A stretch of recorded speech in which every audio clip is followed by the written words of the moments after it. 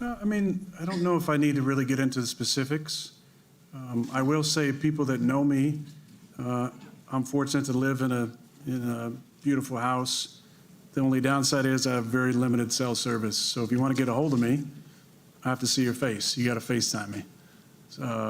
So the only response to the communication thing is there's, records in your phone about who called you, when, FaceTime, and there wasn't any specific FaceTimes from any of those numbers that I was looking at. That's neither here nor there because we're at this position.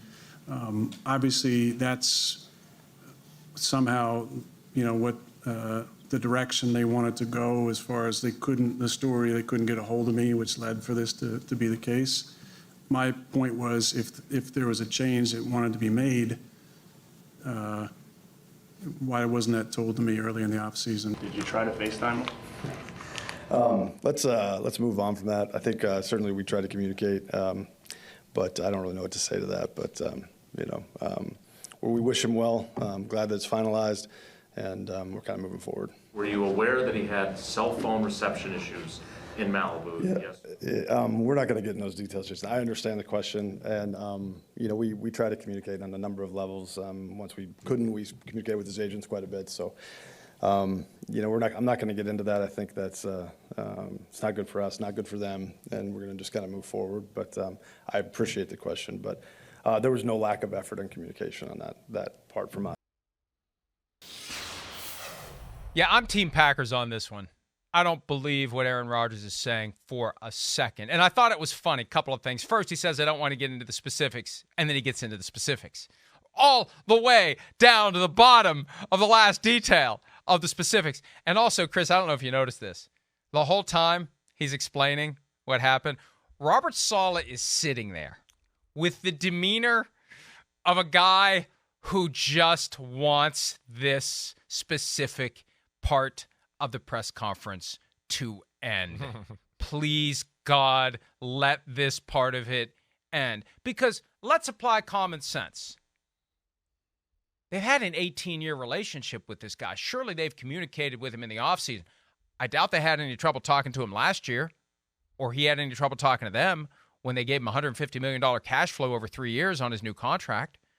It's not all that hard to get somebody. And if you're living in a house where you have bad cell service, what the hell? He's got enough money. Buy a cell tower. Make it look like a palm tree. I was in Arizona, Super Bowl. I saw a cell tower that was disguised as a palm tree. It was awesome. So that's on you. Don't give me this nonsense that, I have bad cell service. If you want to get me, you have to FaceTime me. They know how to get him, and they tried to get him. They can get in touch with his agents. They knew how to get him, and they tried to get him. And Aaron's concocting this false narrative to support his false narrative that he's the victim in all this. It's a two-way street. Yeah, there's blame agreed. On both sides. Don't try to make it look like you're the victim when it's a two-way street. Yeah, 100%. It's definitely, fishy. I'm with you in that sentiment there.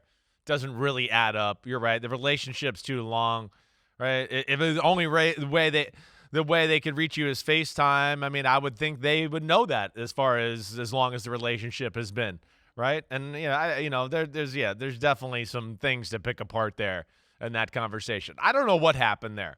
What is it? Did Rodgers feel ghosted by them early in the offseason, that he just, towards the end of this process, he ghosted them back and was like, okay, wait, you didn't want to communicate with me early on, so now I'm going to leave you in the dark here at the end. That's what it kind of seems like, kind of trying to sift through this. But, yeah, it's – it just this is where Rodgers gets himself in trouble a little bit. And I wish this is times where, for as much as I love him being honest, here I wish he would just be honest, take it on the chin, and move on with life instead of trying to finagle some narrative here like he's doing. I just wonder whether some people are so smart they start to believe their own bullcrap. But I really think this was about leaving Green Bay and not being regarded as the bad guy. The team is the bad guy. The team is the reason this didn't happen. That's my take on the narrative he tried to hatch with McAfee 6 weeks and a day ago. The idea is, hey, you know what? I was done. I was 90% done. They told me you still have a spot, and that's fine. I was 90% done, and I was likely going to come out of that darkness retreat 100% done. And then I find out that they're shopping me. that they're considering trading me. Hey, what's this all about? That's when it changed. So don't blame me, Packers fans, now that I'm playing for the Jets and not playing for you. If the Packers hadn't reneged on the impression they created, I would have just retired. And that's what every team wants its great quarterback to do. Jim Irsay tried to speak it into existence by telling Rob Lowe about it with Peyton Manning 11 years ago, if we remember that. Remember, Rob Lowe had a 5-minute stint as an NFL insider when he said Peyton Manning was going to retire. The Patriots would have preferred that Tom Brady retire. You always want that great quarterback to retire, not go play somewhere else and make you look bad. The Packers wanted him to retire, and that's what he probably assumes the fans wanted. So he looks like the bad guy because he moved on. But, that's where that all came from. It's this big convoluted mess, and it's all about Aaron Rodgers not being regarded as the villain. Because, look, Chris, if he stays for next year and the Jets and the Packers finish in the same spot in their respective divisions, and there is a 25% chance of that happening, not 12.5. Somebody emailed me about that the other day. One team has a 100% chance of finishing in one of those 4 spots. Once that's locked in, other team has a 25% chance of landing in the same spot. If they're in the same spot, it's Jets at Packers next year. And he was there playing quarterback when Brett Favre was booed loudly every time he set foot on the field and every time he had the ball in his hands in his return to Lambeau Field in his second year after leaving the Green Bay Packers. And I think that's what he's trying to avoid. Yeah, Plain and simple. That's what this is all about. If Right. our paths ever cross again, I don't want to be the guy who got treated the way Brett Favre did. Yeah, but probably, and that's probably what's leading to this. And that's where I just, again, as a guy that likes Aaron Rodgers, as you know, and has such great respect for his game, that's where I wish he didn't do that stuff. Because at the end of the day, really, he didn't have to. If he would have just kind of been the villain here, the big picture of this is still the Packers messed it up. The big picture of this is they traded away Devontae Adams. The big picture is they never get anybody in free agency or draft anybody to help Aaron Rodgers. So that's where if he just would have been honest about that stuff, I think the whole football would have gone, yeah, they've screwed you over a lot. You're right. They actually screwed you over more than any awesome quarterback in the history of football. And we would have been okay with it. But then he does this, and that makes, some people not like him or whatever else, or question his motives and all that. And that's where I just go, man, Aaron, you don't need to do it. It's unnecessary. Green Bay was the one that messed this up, and now you're giving them wiggle room to make it look like you messed it up by the way you've kind of handled it.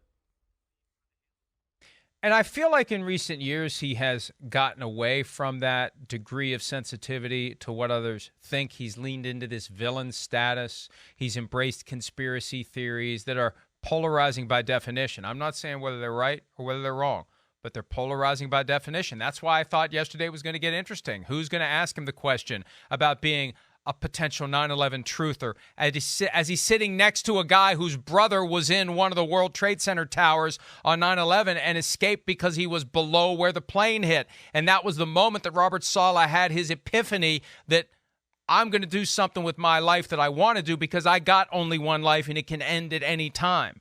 Right? I don't know. Was somebody going to ask him about that? Was somebody going to ask him about his belief that Big Pharma... And think about how crazy this is. And this is what the Jets are getting. And we didn't hear any of it yesterday, but we very well might because we've heard it in the past. He believes, and he said this, I am not putting words in his mouth, and I am not mischaracterizing it. He said he believes that Big Pharma, Pfizer, Moderna, and Johnson & Johnson instigated people like us to vilify him when he lied to everyone about being vaccinated, deliberately played word games by saying, yeah, I've been immunized. His belief is that the reaction to what he said, the criticism to what he said is not organic and natural and authentic. It's instigated by Pfizer, Moderna, and the very company whose money is flowing through the owner of the Jets and going into his pocket. And that's the new quarterback of the New York Jets. And there's nothing wrong with us pointing it out because he's already said it, Chris. That's the one thing about this whole picture that makes me think, man, it can go in a lot of different directions. Yeah, listen, stuff like that doesn't usually come up at football. Football is usually the people stay out of that type of talk and all of that. But yeah, it's a little bit of the elephant in the room, but hey, where I want to go, as weird as that is, your connection with 9/11 and the, getting after the big pharma and all that, some of those thoughts align with the owner's thoughts and who he supports politically too. So I don't know. Maybe I don't know what to think. Who knows? The world's crazy. Well, world's crazy. I don't know what to think. I could go down examples and say how the whole world's crazy right now. So I don't know. I mean, Here's my broader point. Here's my broader point, though, and this is where I was going before I got off track a little bit. I feel like he's getting to the point where he doesn't care what other people think, but he still does enough to get into this weird tit for tat. He's protecting the Packer fan base. That's the only thing he seems to care about, I think, is what you're saying. Maybe. Well, no, he's protecting himself from the venom of the Packer fan base. Right, that's right. He still worries about what they think. Yeah. Okay. My point is this, and he's not 40 yet, and I hope for him two things. Number one, he repairs any fractured relationships in his life, and number two, at some point he truly gets to the point where he does not care, because I think that level of sensitivity that's still there to criticism causes him to get himself into bad spots. Because if we just all embrace, and this is PSA part 2, let's just embrace the fact that we're all flawed, that we're all human, that we're all a little bit effed up, right? And just be who we are. Because it's when we try to be something who we aren't is when we start down these paths where all this crazy, weird stuff happens that allows us to spend 15 minutes talking about this strange back and forth over cell phone service and FaceTime and who tried to call whom. And it's a ridiculous waste of everyone's time. If we just own who we are and be who we are and accept the circumstances, life's a lot easier for everyone, including us. Hi, it's Mike Florio. Thanks for watching PFT on YouTube. Hit subscribe for the latest news and analysis from Pro Football Talk.